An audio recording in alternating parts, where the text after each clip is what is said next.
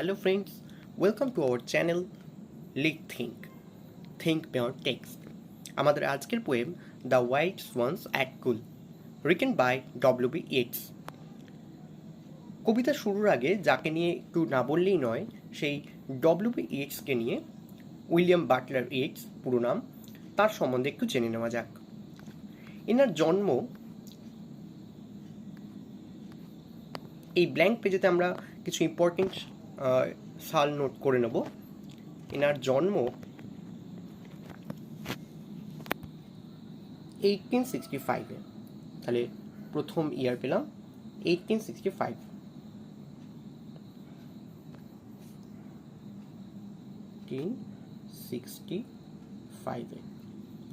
আচ্ছা, মৃত্যু ডেথ 1939। ইনি ছিলেন নোবেল প্রাইজ উইনার, অর্থাৎ নোবেল লরিয়েট। কত সালে নোবেল পেয়েছিলেন? 1923। আর যেটা মনে রাখার, আজকের যে পোয়েমটি আমরা পড়তে চলেছি, অর্থাৎ দ্য হোয়াইট সোয়ানস অ্যাট কুল, এই পোয়েমটি উনি লিখেছিলেন বলা হয় 1916-এর অক্টোবর মান্থে। 1916-এর অক্টোবর মান্থে। আর এটি পাবলিশ হয় 1919। এই 5টা সাল মোটামুটি আমাদের মাথায় রাখতেই হবে। অর্থাৎ কিনা, ওনার জন্ম 1865-এ, ওনার মৃত্যু 1939-এ, 1923-তে উনি পান নোবেল প্রাইজ, আর 1916-এ এই আমাদের যে কারেন্ট পোয়েম অর্থাৎ দ্য হোয়াইট সোয়ানস অ্যাট কুল, এই পোয়েমটি উনি লেখেন এবং মনে করা হয় 1919 সালেতে এটি পাবলিশ করা হয়। এই হচ্ছে পোয়েমের অ্যাবাউট দ্য পোয়েট সম্পর্কে এইগুলো আমাদের জিনিসগুলো মাথায় রাখতে হবে। সরাসরি এরপরে আমরা পোয়েমে আসবো। তার আগে আরেকটা জিনিস দেখে নিই, সরাসরি পোয়েমেই আসবো। পোয়েমেরই ওটা অংশ কি না, টাইটেল অফ দ্য পোয়েম। একটা টাইটেল, পোয়েমের একটা পোয়েম বা যে কোনো লিটারেরি টেক্সটের একটা টাইটেল আমাদের রিডারদের মনে এই লেখাটি পড়া সম্বন্ধে আগ্রহ জাগায়। কেন পড়বো তার একটা আগ্রহ জাগায়। তাই জন্য অবশ্যই এই টাইটেল চয়েস একটা ইম্পর্টেন্ট ফ্যাক্টর। চলে আসি টাইটেলটার গুরুত্ব কি। টাইটেলটা হচ্ছে the white swans at Coole. The মানে জানা আছে কি, হোয়াইট মানে বন্য, সোয়ানস মানে রাজহাঁস। এক স্থান বোঝাতে, ছোট স্থান বোঝাতে এক, আর বড় স্থান বোঝাতে আমরা সাধারণত ইন ব্যবহার করে থাকি। আর এই কুল, মোটামুটি ইম্পর্টেন্ট ওয়ার্ড দেখতে গেলে কি কি ইম্পর্টেন্ট ওয়ার্ড যদি বলা হয়, পোয়েমের নাম কি, the white swans at Coole. আর ইম্পর্টেন্ট যে ওয়ার্ডগুলো, হোয়াইট, সোয়ানস আর কুল, এই 3টে ওয়ার্ড এখানের মধ্যে ইম্পর্টেন্ট। অর্থাৎ এখানে কবিতার টাইটেল থেকে এটুকু বুঝতে পারছি কবিতাটা ঘুরে ফিরবে কার পাশে, কাকে আবর্তন করে ঘুরবে? সোয়ান, অর্থাৎ রাজহাঁসকে ঘিরে কবিতাটি আবর্তিত হবে। আর কি না, এখানে একটা ইন্টারেস্টিং জিনিস, সোয়ানরা কিন্তু এখানে হোয়াইট, সাধারণত হোয়াইট সোয়ানই দেখা যায়, তবে পোষ্যও হতে পারে, না হওয়ার নেই। এই হোয়াইট সোয়ান বোঝাতে কি বোঝাতে চাইছে একটু দেখবো টাইটেলে। আর কুলটা কি, এই যে কুল, কুল হচ্ছে আয়ারল্যান্ডের কুল পার্ক। আমরা আগেই বলেছি যে ডব্লিউ.বি. ইয়েটস ছিলেন আইরিশ পোয়েট। এই আয়ারল্যান্ডেরই একটি পার্ক হলো কুল পার্ক। মনে করা হয় 1896 নাগাদ ডব্লিউ.বি. ইয়েটস এই কুল পার্কে একটি দীর্ঘ সময় কাটিয়েছিলেন লেডি গ্রেগরির বাড়িতে। সেখান থেকেই লেডি গ্রেগরির বাড়িটা দেখিয়ে দিই একটুখানি। লেডি গ্রেগরির বাড়িতে উনি একটা দীর্ঘ সময় কাটিয়েছিলেন, এই হচ্ছে বলা হয় লেডি গ্রেগরির বাড়ি। এই লেডি গ্রেগরির বাড়িতে থাকাকালীনই হয়তো এই কবিতাটি লেখা হয়, বা এই কবিতাটি ওনার মাথায় মনে এসেছিল, পরে লিখেছেন, এরকম মনে করা হয়। আমরা তো এক্স্যাক্ট বলতে পারি না যে এই সময়ে লিখেছিলেন, মানে এইটা দেখেই লিখেছিলেন বা এখানে থাকাকালীনই লিখেছিলেন, মনে করা হয়। আরেকটা জিনিস, ইন্টারেস্টিং জিনিস দেখার, এই যে মনে করা হয় এই যে বসার সিট, এখানেই উনি যখন ছিলেন এখানে উনি বসতেন ডব্লিউ.বি. ইয়েটস, এবং এই চিন্তা ভাবনা এইসব করতেন। আরেকটা জিনিস যেটা বলা হয়নি, ডব্লিউ.বি. ইয়েটস আয়ারল্যান্ডের মুক্তিযুদ্ধে, স্বাধীনতা যুদ্ধে একটি ইম্পর্টেন্ট নেম। উনি ন্যাশনাল অ্যাক্টিভিস্ট ছিলেন এবং এই আয়ারল্যান্ডের স্বাধীনতার আন্দোলনের সাথে যুক্ত ছিলেন প্রত্যক্ষ এবং অপ্রত্যক্ষভাবে। আয়ারল্যান্ডের স্বাধীনতা বলতে গেলে কয়েকটি ফেজে এসেছিল, অর্থাৎ প্রথমে ইউকের আন্ডার থেকে যখন মুক্ত হচ্ছে আস্তে আস্তে প্রথমে ডমিনিয়ন স্টেটাস পাচ্ছে, তারপর তারা এই পাচ্ছে তোমার সংবিধান আসছে, এক্সেট্রা। আস্তে আস্তে ফাইনালি 1949 গিয়ে আয়ারল্যান্ড স্বাধীন হয়। এইসব নিয়ে ডব্লিউবি ইয়েটসের জীবন। আমরা এবারে আচ্ছা, সোয়ান্সটা কেন ওয়াইল্ড আলাদা করে মেনশন করতে হলো? আমরা মনে করতে পারি, ভাবতে পারি যে ওয়াইল্ড মানে কি, বন্য, তারা তাদের মতো উড়ে বেড়ায়, কেউ তাদের কোনো বাধা নেই। একটা ডোমেস্টিক যদি অ্যানিমেল হয় তার একটা বাধা থাকে, তাকে শিকলে বাঁধা হয়, কিন্তু ওয়াইল্ড হলে সে কখনো শিকলে বাঁধা নয়, সে মুক্ত। তাই হয়তো ওয়াইল্ড কথাটার গুরুত্ব আছে এখানে। সোয়ান্স, রাজহাঁস কিসের প্রতীক? না, রাজহাঁস হলো জেনারেসিটি, অর্থাৎ সাম্য, শান্ত এর প্রতীক। আমরা একটু দেখে নিই, what does seeing a swan mean? কি বলে যে সোয়ান গুরুত্বটা কি, সিম্বলিজমটা কি?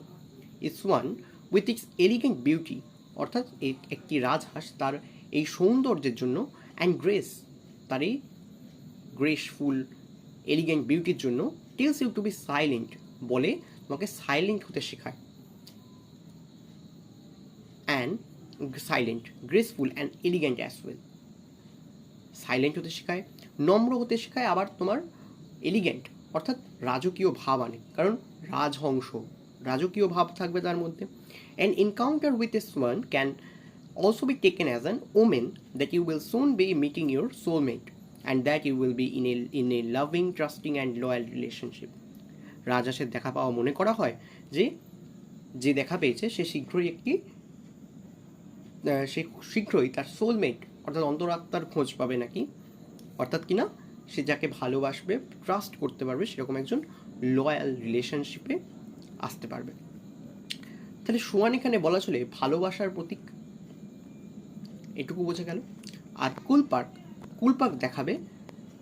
কুলপার্কটা কেন উল্লেখ আছে? কুলপার্কের সৌন্দর্য দেখানোর মধ্যে দিয়ে, কুলপার্কের অবস্থা দেখানোর মধ্যে দিয়ে কবি কোথাও গিয়ে কবির মানসিক অবস্থার হয়তো চিত্রায়ন করছেন। ডব্লিউবি ইয়েটসের লেখাতে এই যে ল্যান্ডস্কেপটা রাখা হয়, ল্যান্ডস্কেপটার একটা গুরুত্ব থাকে। এই ল্যান্ডস্কেপটায় শুধু ওনার লেখায় নয়, অনেকের লেখাতেই দেখা গেছে এই ল্যান্ডস্কেপের মধ্য দিয়ে লেখক তার নিজের মানসিক পরিস্থিতিটার চিত্রায়ন করেন। আমরা এবার সরাসরি পোয়েমে দেখার চেষ্টা করব। আশা করি এখান থেকে মেন কারণটা অর্থাৎ নামকরণের তাৎপর্যটা বোঝা গেছে। এবারে চলে আসি পোয়েমে সরাসরি। এই পোয়েমটি যদি দেখো খুব বড় নয়, 5টা স্ট্যান্জা আছে। চলে আসি পোয়েমে। The trees are in their autumn beauty. গাছেরা তাদের শরৎকালীন সৌন্দর্যে আছে। শরৎকাল কখন? আমাদের এখানে শরৎকাল বলতে কোন সময়টা বুঝি? বর্ষার পরে মোটামুটি শরৎকাল আসে, অর্থাৎ আমাদের যখন দুর্গা পুজো অর্থাৎ বিগেস্ট ফেস্টিভ্যাল, সেই সময়টা। এখানে আর তো আমাদের এই পশ্চিমবঙ্গের কথা হচ্ছে না, এখানে কথা হচ্ছে আয়ারল্যান্ডের কথা। সেই কনটেক্সটে ভাবো, গাছপালায় অটাম বিউটি দেখা যাচ্ছে। গাছপালার মধ্যে অটাম বিউটি মিন শরৎকালের সৌন্দর্য চোখে পড়ছে। এখানে কুলপার্কের ছবি আছে, কেমন লাগে অটামে, শুকনো পাতা রাস্তা ভর্তি দেখা যাচ্ছে।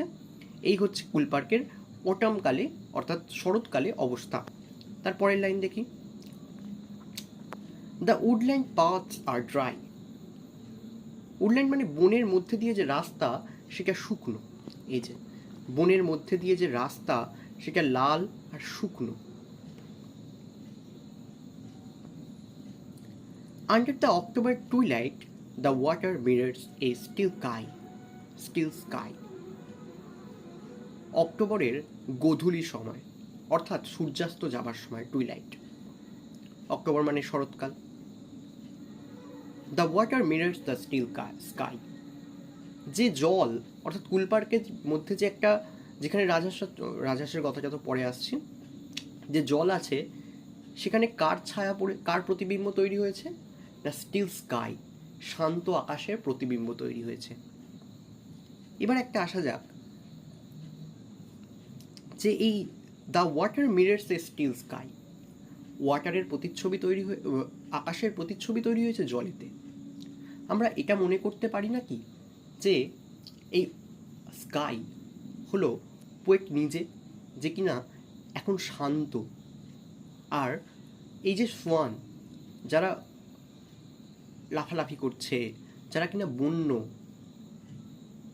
সেই বন্য সোয়ানরা বলতে পারি এই জল, যে যেমন করে জল ওই আকাশকে রিফ্লেক্ট করছে তেমন করেই সোয়ান রিফ্লেক্ট করবে পোয়েটকে। আকাশ যেমন স্টিল, তেমন কি জল স্টিল, কি জল সবসময় স্টিল নয়, স্থির থাকে না সব সময়, তো আকাশ স্থির আছে। জল প্রতিবিম্ব তৈরি করছে কার? প্রতিচ্ছবি তৈরি করেছে আকাশে। তেমনই অন্যদিকে যদি ভেবে দেখা যায় যে এই সোয়ান আর পোয়েট, পোয়েট হচ্ছে এখন শান্ত, স্টিল, আর তার যার প্রতিচ্ছবিটা তৈরি করছে সেটা হলো সোয়ান, যে কিনা বন্য, হোয়াইট। তাহলে তো একই প্রতিচ্ছবি হওয়ার কথা। এটা মনে করা যেতে পারে যে সোয়ানরা প্রতিচ্ছবি যেটা তৈরি করছে সেটা হলো কবির ছোটবেলা, চাইল্ডহুড, আর কবি এখন যৌবনে আছেন, কিশোরকালে, অর্থাৎ উনি ম্যাচিওর হয়েছেন, ওনার মধ্যে স্টিলনেস এসেছে, কামনেস এসেছে, আর সেই সোয়ানরা রিফ্লেক্ট করছে কিন্তু কবির ছোটবেলাটা, যখন উনি ছিলেন উচ্ছৃঙ্খল। এবারে আবার আমি পোয়েমে আসি। Upon the brimming water among the stones are 950 swans. পরিপূর্ণ জলে পরিপূর্ণ, ওই যে জলের জলাশয়টা আছে জলে পরিপূর্ণ, ধারে ধারে পাথর আছে, সেখানে 950 swans, 9টা এবং 50টা রাজহাঁস। কেন জলে পরিপূর্ণ? সবেমাত্র বর্ষা গেছে, শরৎ এসেছে, ফলে চারিদিক জলে পরিপূর্ণ। এখানে ছবি আছে, এই যে পুরো জলে পরিপূর্ণ, ধারে ধারে পাথর, সেই পর্যন্ত পুরো জল, আর সেখানে এসেছে 59টা, 950 swans। অর্থাৎ দেখা যাচ্ছে যদি দেখি এই 950 অর্থাৎ 59 নাম্বারটার গুরুত্ব আছে কোথায় না, একজন কিন্তু জোড়ায় হবে না, 60 হলে জোড়া হয়, 60 হলে জোড়া হয়, 30 জোড়া বলতে পারতাম, কিন্তু যেহেতু 59 তাহলে জোড়ায় কমপ্লিট হচ্ছে না, একজন সিঙ্গেল থেকে যাবে। অনেক ক্রিটিক্সের মতে কবি হয়তো নিজেকে ওই যে সিঙ্গেল, যে কিনা পেয়ার পায়নি, সেই চোখে দেখেন, আর বাকি যারা 58 ওর সঙ্গে হয়তো ওনাকে কাউন্ট করে 59 বলছেন। তার কারণ হচ্ছে কবির যদি লাভ লাইফ দেখা যায় সেটা ব্যর্থতায় পরিপূর্ণ। বলা হয় উনি মড গন নামক একজনকে 3বার প্রপোজাল দিয়েছিলেন এবং 3বারই রিজেক্টেড হয়েছিলেন।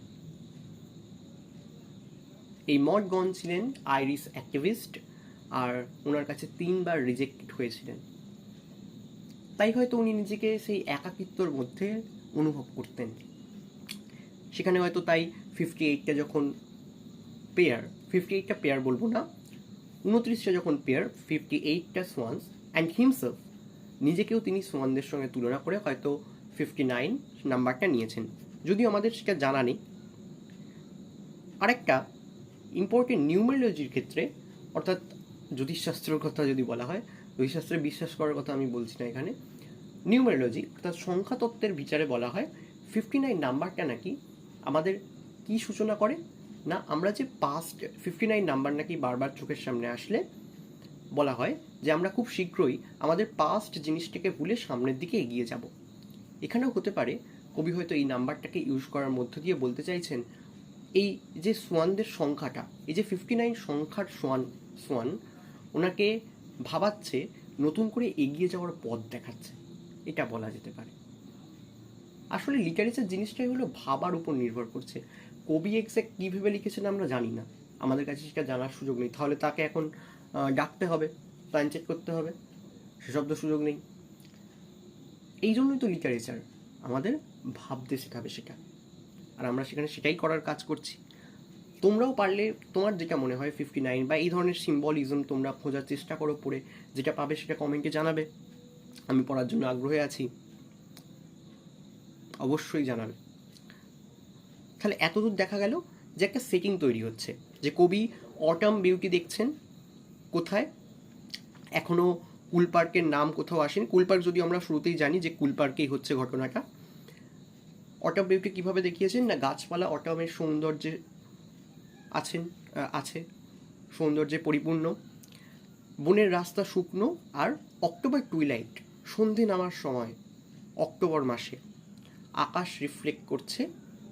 আকাশকে রিফ্লেক্ট করছে জল, স্থির জল, জলে পরিপূর্ণ যে জলাশয়, ধারে ধারে পাথর, সেখানে বসে আছে 59 swans।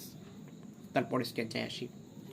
The 19th autumn has come upon me since I first made my count। 19তম শরৎ এসেছে যখন আমি প্রথমবার গুনেছিলাম, তখন থেকে। The 19th autumn has come upon me, অর্থাৎ উনি যখন প্রথমবার গুনেছিলেন তারপর থেকে 18টা শরৎ কেটে গিয়ে 19তম শরৎ এসেছে। সেই সময় উনি আবার আছেন কুল পার্কে। I saw before I had well finished all suddenly mount and scatter wheeling in great broken rings upon their glamorous wings। বলছেন 19তম শরতে তো আমি আসলাম, কিন্তু ব্যাপার হলো আমি যখন গুনতে গেলাম না, কি হলো, before I had well finished, যতক্ষণ আমি পুরোপুরি গোনা সম্পূর্ণ করব তার আগেই অল সাডেনলি মাউন্ট, সবাই উড়ে চলে গেল। মাউন্ট মানে উড়ে যাওয়া। And scatter wheeling in great broken rings, আর তারা কী করলো না, প্রত্যেকে একটা রিংয়ের মতো ভাঙা রিং তৈরি করলো। মানে এরকম হলে রিং হয়, রিং কি পুরো গোল হয়, তার জায়গায় তারা কী করলো, স্ক্যাটার বিক্রি এবার স্ক্যাটার একটা রিং তৈরি করলো, এরকম করে উড়ে গেল। কীরকম করতে করতে, and scatter wheeling in great broken Rings, বড় ভাঙা রিং তৈরি করে তারা চলে গেল।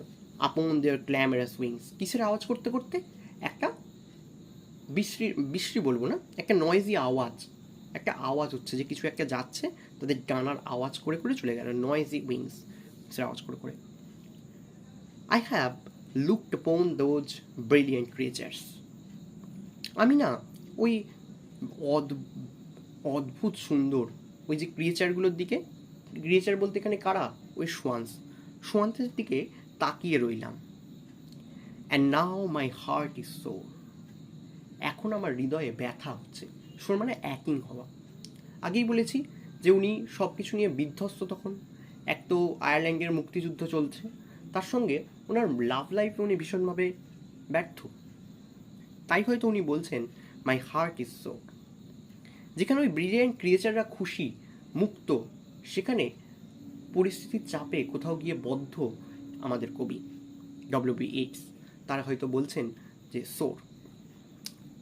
All is changed since I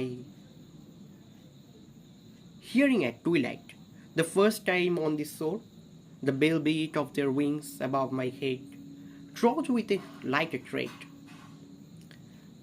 ওই ব্রিলিয়ান্ট ক্রিয়েচারগুলোর দিকে তাকালাম, ওরা বদলায়নি, সব কিছু বদলে গেছে। অল ইজ চেঞ্জড সিন্স আমি যে লাস্টবার এসেছিলাম না, এটা তো 19তম, আগে যে এসেছিলাম হিয়ারিং অ্যাট টুইলাইট, এরকমই গোধূলির সময় ছিল জানো তো, সেই সময় the first time on this shore, এই পাড়েতেই আমি প্রথমবার শুনেছিলাম the bell beat of their wings above my head, আমি ওই রাজহাঁসদের ঘন্টার মতন পাখানার আওয়াজ শুনেছিলাম। আর সেইটা শুনে আমি এত উৎফুল্ল হয়েছিলাম না, যে আমি ছুটে হালকা চালে চলে গিয়েছিলাম, দৌড়ে দৌড়ে হালকা চালে গেছি। Trott with lighter trade, Trott মানে কি, ট্রড মানে হলো ওয়াক, ট্রড মানে হলো যাওয়া, ওয়াক, আর ট্রেড মানে হালকা চাল, স্টেপে, একদম বাচ্চা কাচ্চা তখন হালকা চালে চলে গিয়েছিলেন। এইখানেই হচ্ছে যেটা বলছিলাম, যে সোয়ানরা কেন কবির পাস্টটাকে রিফ্লেক্ট করছে। সোয়ানরা কিন্তু এখনও মুক্ত, কবি সেই জায়গায় এখন স্টিল কাম, কিন্তু কবির ছোটবেলাটা ঠিক ওই সোয়ানদের মতো, হোয়াইট সোয়ানদের মতোই উচ্ছৃঙ্খল ছিল। তখন তিনি মুক্ত বাতাস ছিলেন, মুক্ত ছিলেন। এরপরে চলে আসি পরের স্ট্যান্ডায় আসি। Unwearied steel, lover by lover, they paddle in the cold, companionable streams or climb the air. Their hearts have not grown old. Passion or conquest, wonder where they will attend upon them still. ওরা না এখনো tired হয়নি, লাভার by লাভার, পেয়ারে পেয়ারে ঘুরছে। একজন যদিও unpair আমরা দেখেছিলাম, লাভার by লাভার মানে পেয়ার পেয়ার ঘুরছে। দে প্যাডেল ইন দ্য কোল্ড, ওরা ঠান্ডা জলেতে ভাসছে, মুভ করছে। কম্প্যানিয়নেবল স্ট্রিমস, অর্থাৎ স্রোত ওদের সাথ দিচ্ছে, কম্প্যানিয়ন দিচ্ছে। অর ক্লাইম্ব দ্য এয়ার, কিংবা বাতাসে ভরসা করে উঠছে, ভর করে। Their hearts have not grown old, ওদের কিন্তু না, আমার বয়স হয়েছে, আমি একটু শান্ত প্রকৃতির হয়ে গেছি, কিন্তু ওদের ওই যে সোয়ানগুলোর বয়স বাড়েনি, ওদের হৃদয়ে পরিবর্তন হয়নি। প্যাশন অর কনকোয়েস্ট, ওদের মধ্যে সেই যে বেড়ানোর ইচ্ছা বা সেই প্যাশন এখনও আছে, কনকোয়েস্ট জেতার ইচ্ছা সব এখনও আছে। ওয়ান্ডার হোয়ার দে উইল, ওরা এখনও ওদের ইচ্ছে মতো ঘুরে বেড়ায়। অ্যাটেন্ড আপন দেম স্টিল, আর এখনও আগের মতোই আছে। But now they drift on the still water, এখন ওরা শান্ত জলেতে ভাসছে। এই শান্ত জল কে? শান্ত জলটাই তো আকাশকে রিফ্লেক্ট করছিল, এই শান্ত জলেতে ভাসছে। মিস্টেরিয়াস অ্যান্ড বিউটিফুল, এই সোয়ানরা একই সঙ্গে যেমন মিস্টেরিয়াস অর্থাৎ রহস্যজনক, তেমনই সুন্দর। Among what rushes will they build, by what lake's edge or pool, তারা কোথায় ঘুরে বেড়াচ্ছে না, ওই যে লেকের চারপাশে যে ছোট ছোট ঘাস পাতা হয়েছে, এই যে রাস মানে এই যে ছোট ছোট লতা পাতা হয়েছে লেকের চারধারে, সেখানে ওরা ওদের বাসা তৈরি করে, ওখানেই ওরা থাকে। ডিলাইট মিন্স আইজ, ওরা মানুষের চোখকে শান্তি দেয়, আনন্দ দেয়। When I awake someday to find they have flown away, বলছে কোনোদিন হয়তো আমি জেগে উঠবো আর দেখবো ওরা চলে গেছে। আসলে জেগে উঠবো বলতে কি,